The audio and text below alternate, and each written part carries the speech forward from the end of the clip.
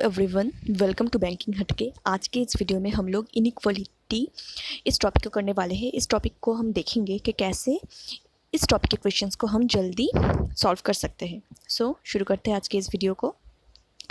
तो हमारा पास एक बड़ा सा स्टेटमेंट दिया है। उस स्टेटमेंट में क्या लिखा है कि पहले हमारे पास एक स्टेटमेंट है और उसके अकॉर्डिंग दो कंक्लूशंस दिया है। इस स्टेटमेंट के अकॉर्डिंग हमें देखना पड़ेगा कि कौन सा कंक्लूशन फॉलो कर रहा है या फिर कोई भी फॉलो नहीं कर रहा है, इसको देखना है। तो फिर इस ऐसे टाइप को प्रॉब्लम को हम कैसे करना है, हमें देखना है ये वाला जो साइन है दैट इज़ ग्रेटर वन, इस साइड में जो भी है, सपोज ए है और इस साइड में बी है, तो अगर ऐसा वाला साइन है इसका मतलब हम ए से बी तक जा सकते हैं।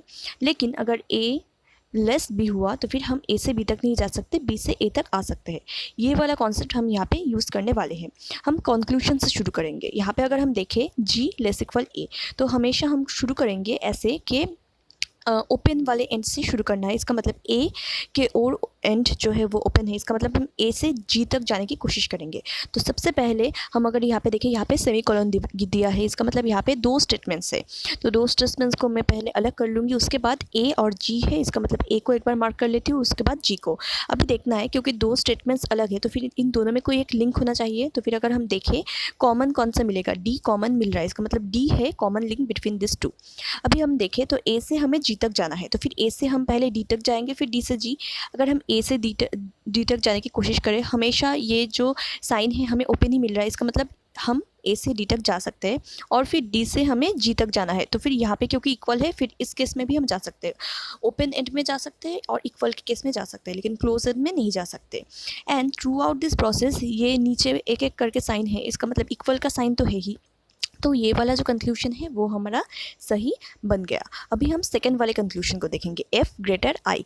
अभी एफ को पहले ढूंढना है, फर्स्ट वाले में यहाँ पे एफ है और सेकंड वाले में यहाँ पे आई है।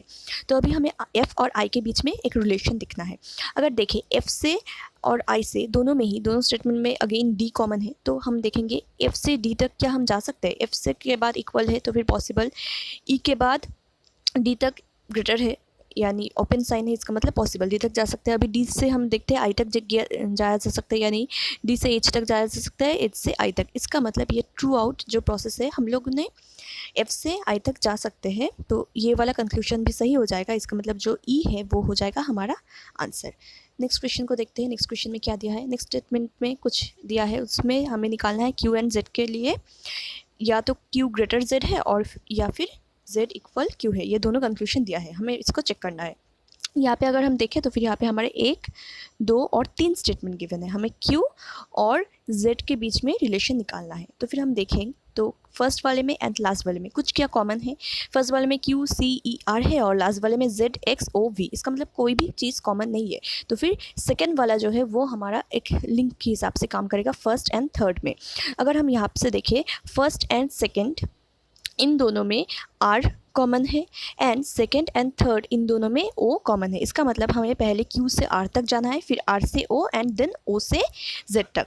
अभी अगर हम देखें Q से अगर हम R तक जाने की कोशिश करें, सारा का सारा ओपन ही है, इसका मतलब हम यहाँ से यहाँ तक जा सकते हैं। नेक्स्ट R से O तक ही पॉसिबल क्योंकि यहाँ पे इक्वल है, फिर O से Z तक हमें जाना है, ये वाला भी पॉसिबल क्योंकि ओपन ही है। इसका मतलब जो ग्रेटर का साइन वो तो ठीक है।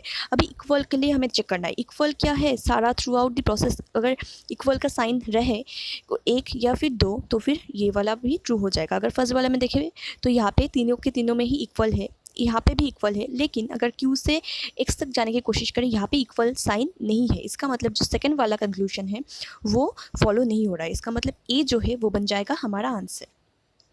नेक्स्ट वाले क्वेश्चन को देखते हैं। नेक्स्ट वाले क्वेश्चन में क्या दिया है, हमें W से Q तक निकालना है। यहाँ पे हम पहले देख लेंगे कितना स्टेटमेंट है, 1, 2 एंड 3 है। Q यहाँ पे है, W यहाँ पे है, इन दोनों में रिलेशन चाहिए।